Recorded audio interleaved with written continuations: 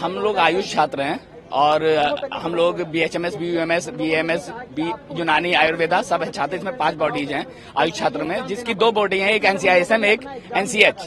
तो हम लोगों के साथ ये हुआ, हम लोग 2015, 16, 17 या उससे पहले बैच के बच्चे हैं। जब नीट के एग्जाम हम लोग क्लियर करके एडमिशन लिए तो एकदम से 2020 में एक रेगुलेशन आता है कि हम लोग लाइसेंस एग्जाम लाएंगे, वो 3 साल के बाद हम लोग लागू करेंगे।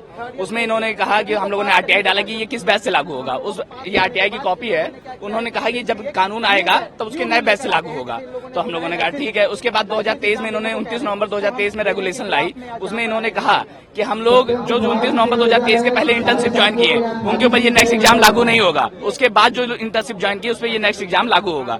लेकिन एक ही बैच के कुछ बच्चे जो 29 नवंबर के पहले भी ज्वाइन किए उन पे ये नेक्स्ट एग्जाम नहीं लागू है। उसी बैच के कुछ बच्चे जो 29 नवंबर के बाद किए उस पर ये नेक्स्ट एग्जाम लागू है। एक तो ये दोगलापन हो गया, एक ही समानता नहीं है कहीं भी। एक बच्चा है उसी बैच का, वो नेक्स्ट एग्जाम नहीं दे रहा है, एक बच्चा है उसी बैच का जो नेक्स्ट एग्जाम दे रहा है।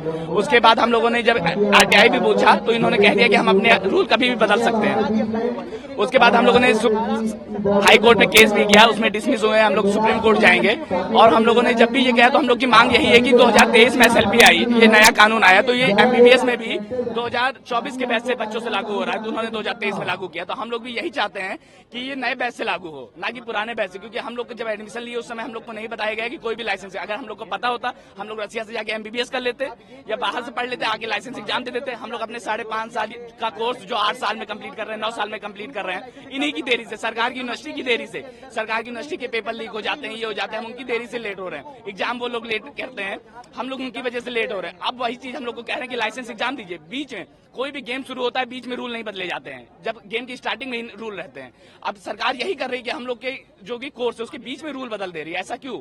हम लोग वही उसी के लिए आए हैं यहाँ पे कि सरकार अपने रूल बदले, ये नया कानून नए बैच से लागू हो, पुराने बैच से नहीं। जब मैंने 2018 वर्ष के अंदर अपने BHMS कोर्स के अंदर दिया तो वहां पे हमें कोई भी नहीं बताया गया कि आपको जब पास करेंगे तो आपको एक लाइसेंस एग्जाम देना पड़ेगा। ये जो नया नियम है 2020 के अंदर बनाया गया और इसे 2023 के अंदर इसको रेगुलेशन के अंदर पास किया गया। और 2023 के अंदर ही क्या करती है सरकार, बोलते हैं कि जो बच्चे अब इंटर्नशिप कर रहे हैं उनको ये न्यू लाइसेंस एग्जाम देना पड़ेगा। लेकिन हम लोगों ने 2021 के अंदर, ये देखिए NCH बोर्ड ने अपने खुद RTI के अंदर लिख के दिया गया है, जिसे हमने RTI के थ्रू अभी लगा के निकाला गया है। उसके अंदर साफ साफ ये कहता है कि सेकंड पॉइंट के अंदर नहीं, राष्ट्रीय निकास परीक्षा उन छात्रों के लिए लागू नहीं होगा जिन्हें 2021 वर्ष से पहले प्रवेश दिया गया है। लेकिन अब ये कह रहे हैं कि आपसे उससे कोई फर्क नहीं है। हमने 21 के अंदर कुछ और बोला था और अब हम 23-24 के अंदर कुछ और बोल रहे हैं। रातों रात इन लोगों ने अपनी जो है एक जो अपनी धारणा थी वो चेंज कर लिया, जिसके कारण हम लोगों को अब 5 साल की पढ़ाई को दोबारा पढ़ के एक नया एग्जाम देना पड़ेगा हम लोग। और ये कह रहे हैं कि आप अगर ये एग्जाम पास नहीं कर पाएंगे तो 5.5 साल का कोर्स जो हम लोगों ने इतने पैसे लगाए हैं,